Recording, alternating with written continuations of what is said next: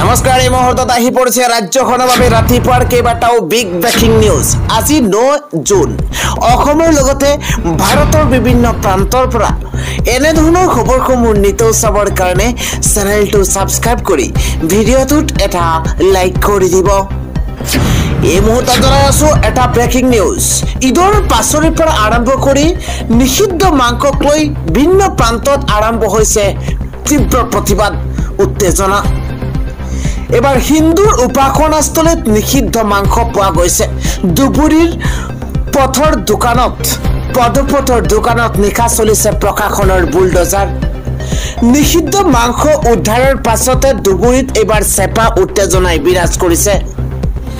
নিশা বুলডোজাৰেৰে ভাঙি দিয়া হৈছে দুবুৰীৰ পথৰ ইখনৰ পিছত সিখনকৈ দোকান।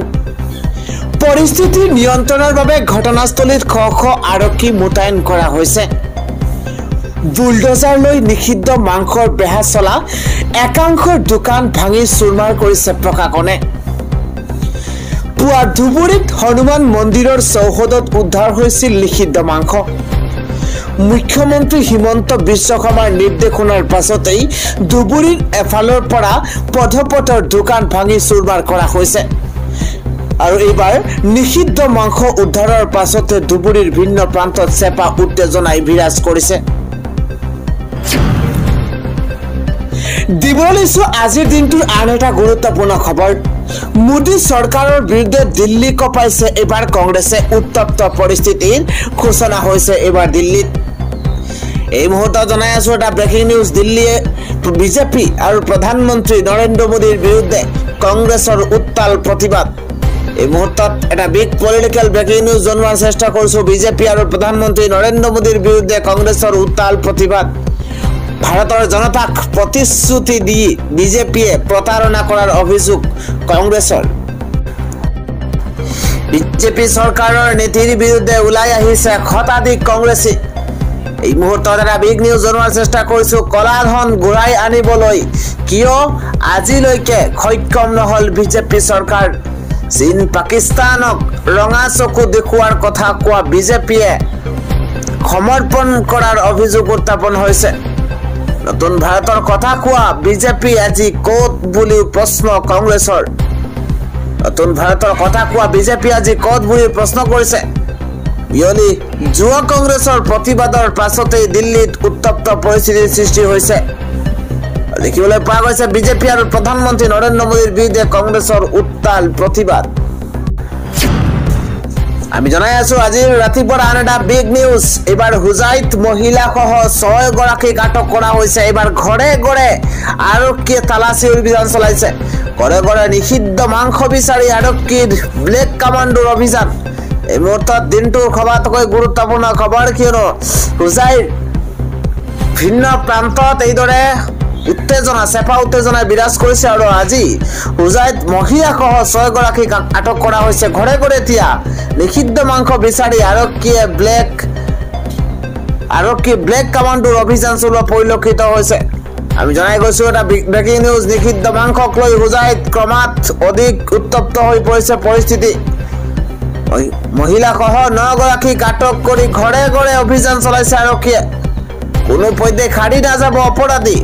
মহিলাসহ 9 গৰাকীক আটক কৰি ঘৰে ঘৰে অভিযান চলাইছে আৰক্ষীয়ে। নিষিদ্ধ মাংস বিচাৰি চলাইছে অভিযান। হুজাইত ভূঞাপট্টিত আৰক্ষী ব্লেক কামাণ্ডোৰ অভিযান দেখিবলৈ পোৱা গৈছে। হুজাই ভূঞাপট্টিত নিষিদ্ধ মাংসৰে হিন্দু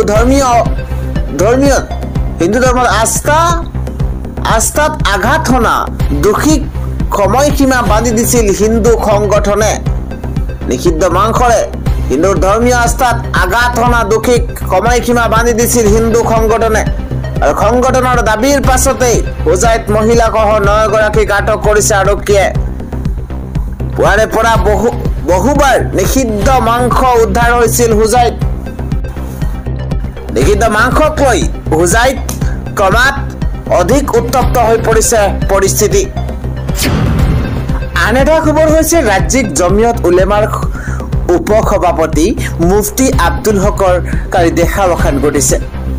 নিশা এখেতৰ জানাজা সম্পন্ন কৰা হৈছে। এই মুহূৰ্তত এটা দুখ খবৰ জনোৱাৰ চেষ্টা কৰিছো। ৰাজ্যিক জমিয়ত উলেমাৰ উপ সভাপতি মুফতি আব্দুল হকৰ দেহাৱসান ঘটিছে। EIDFৰ কেন্দ্ৰীয় উপ সভাপতিৰ মৃত্যুত নামনি অসমত শোকৰ ছাপ পৰিছে। নিশা 10 বজাত জানাজা সম্পন্ন হৈছে। 74 বছৰ বয়সত শেষ নিশ্বাস ত্যাগ কৰা বুলি জানিব পৰা গৈছে আব্দুল হকে। যোগীগোপাৰ দাৰুল উলুম বালাপাৰাৰ প্ৰতিষ্ঠাপক আছিল মুফতি আব্দুল হক। গৃহ জিলা বঙাইগাঁৱৰ লগতে নামনি অসমৰ অনুৰাগীৰ মাজত বিশেষ খ্যাতি আছিল আব্দুল হকৰ। ৰাজ্যিক জমিয়ত উলেমাৰ উপ সভাপতি মুফতি আব্দুল হকৰ দেহাৱসানত এতিয়া চৌদিশে এক কান্দোনৰ ৰুল উঠিছে।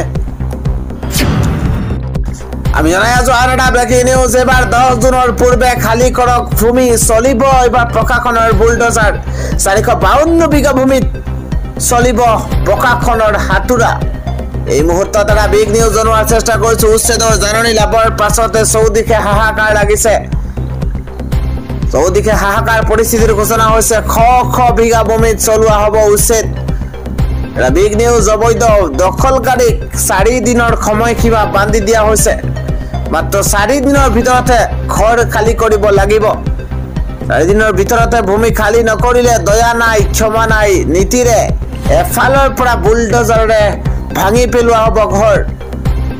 এটা ব্ৰেকিং নিউজ জনোৱাৰ চেষ্টা কৰিছো। এইবাৰ নামনি অসমৰ জিলাত হ'ব বৃহৎ উচ্ছেদ অভিযান। এখনকৈ জিলাত দয়া নাই ক্ষমা নাই নীতিৰে চলিব প্ৰশাসনৰ উচ্ছেদ।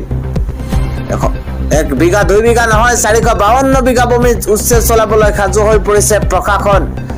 10 জুনৰ পূৰ্বেই ভূমি খালী কৰাৰ জাননী জাৰি কৰা হৈছে।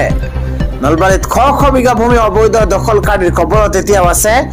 নলবাৰীত অবৈধ দখলকাৰীৰ বিৰুদ্ধে কঠোৰ হৈ পৰিছে প্ৰশাসন। চৰকাৰে উচ্চতম ন্যায়ালয়ক ধমক খোৱাৰ পিছতো সংখ্যালঘুৰ ওপৰত নিৰ্যাতন বন্ধ কৰা নাই চৰকাৰে। অসম চৰকাৰ আৰু পুষ্পেক অৰ্ডাৰ কিছু কবলগীয়া। এই মন্তব্য কৰিছে হৃদয় গোহাঁইয়ে। তেওঁ কৈছে যে পুৰণা পুষ্পেক অৰ্ডাৰটোত সহায়ত বাংলাদেশী বহিষ্কাৰ কৰি যাব তেনে লোকক আইনৰ দ্বাৰস্থ হ'বলৈ নিদিয়াকৈ। এইটো তেওঁলোকে কৰাটো আইনসংগত হ'বনে? মূল ভোটেৰে নহ'ব। সেই পুৰণা অৰ্ডাৰটোৰ প্ৰৱৰ্তন হৈছিল স্বাধীনতাৰ প্ৰথম 20টা বছৰলৈকে। ভাৰত পাকিস্তান সীমা সমস্যা অমীমাংসিত হৈ থকাৰ সময়ছোৱাত 100 বছৰ কোনো সীমা নথকাকৈ একেলগে থকা অবাধ অহা যোৱা চলি থকা দুটা ভূখণ্ডৰ মাজত সীমা নিৰ্ধাৰণ সহজ কথা নাছিল। সেয়েহে অনুপ্ৰৱেশ চলি আছিল। চৰকাৰী তদন্তয়ো তাৰ প্ৰমাণ দিছিল।